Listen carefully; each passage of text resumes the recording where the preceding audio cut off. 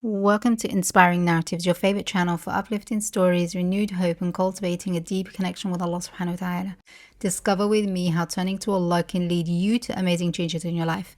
Assalamu alaikum wa rahmatullahi wa barakatuh. We are back with another uplifting story that will, by the grace of Allah, strengthen your faith and renew your hope, inshallah. Get yourself your favorite drink, get comfortable, and let's get started with today's video. I pray that you're always in the best of health and faith. Ameen ya Rabbil Alameen. Today we have a wonderful story.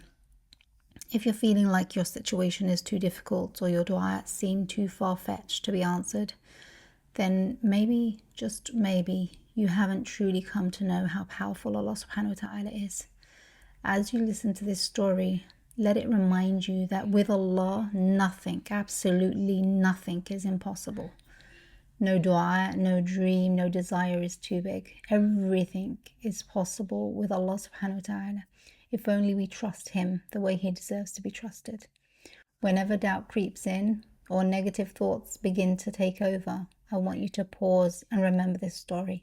Let's start with this story. My father, may Allah have mercy on him, passed away around 25 years ago. One day, as we were managing the inheritance, we were about to appoint a representative. I was chosen as the representative for my siblings. You need 2 witnesses usually to confirm who the rightful heirs are. We scheduled an appointment and we had a check that needed to be cashed. Among the witnesses, one of them, when he saw the amount, he reacted with surprise. His reaction was loud and noticeable. We proceeded and completed the authorization process. That night we went back home and slept. In the morning, or rather during the night, my younger sister came to my mother crying, clearly terrified. She was extremely shaken, almost as if she had seen a ghost. We asked, "What's wrong? Say La ilaha illallah." I advised her to say A'udhu billahi minash shaitanir rajeem. No, I swear by Allah, it was a terrifying dream.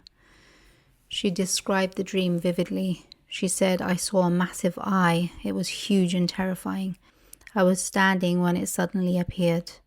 Then my younger brother and I, at that moment, were both drawn into the very center of the eye. The next day, we started to consider taking her to a psychiatrist due to the unusual state she was in. At first, we thought she might still be struggling to process our father's passing.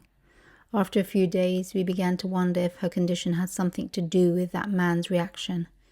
Hoping to ease my sister's hardship, we decided to give 20,000 Saudi riyals in charity. Yet despite this, nothing seemed to improve. A few days later, my sister went out with one of our older brothers. As they were driving, they passed a road construction site marked with red warning signs.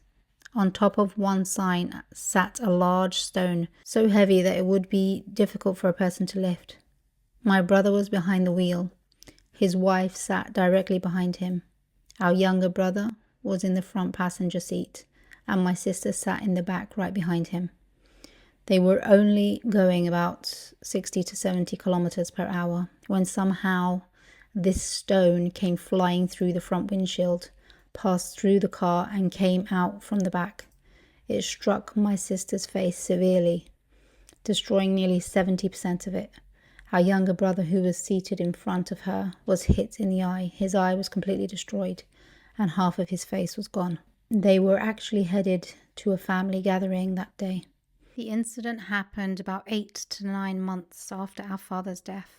We had delayed the authorization process, and while we were on our way to the gathering, I received a call. I was notified of the accident. The driver and his wife were unharmed, they told me. But my brother and sister were taken to King Fahd Specialist Hospital. Their condition, may Allah protect us, was horrifying. It was like a massacre. The stone had caused massive damage to their heads and eyes.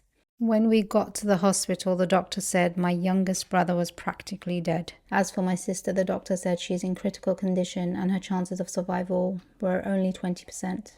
We spent several days by their bedside in the ICU, watching them undergo surgeries and rely on oxygen machines to stay alive.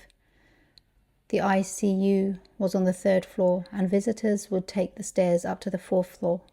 Despite her age, our mother visited every single day. This continued for 2 to 3 months.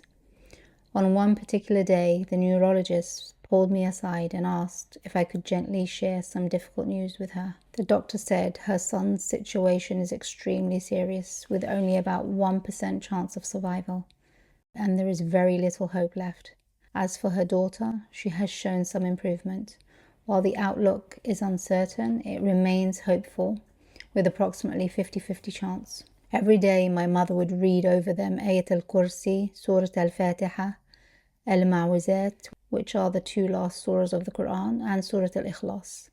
This went on for about 3 months. All of us were clinging to the doctors for hope, but my mother had different thoughts. I said to my mother, "Mother, you're torturing yourself. You visit every day. And as the doctor said, he is not going to make it. He only has 1% chance." She replied, "Son, doctors who? What Allah subhanahu wa ta'ala has is better. I swear by Allah, I see them healthy and well in front of me. I know they will be okay." He continued, "What makes you so sure, mother?" She said, "By Allah, I saw the moon full in the middle of the month. It was covered in clouds. Slowly the clouds moved away and the moon appeared fully." She explained, "That's how I feel. I have faith in Allah subhanahu wa ta'ala that they will recover fully." After about 6 months, my sister made a good recovery. Although she required cosmetic surgery, overall her health and spirits were improving.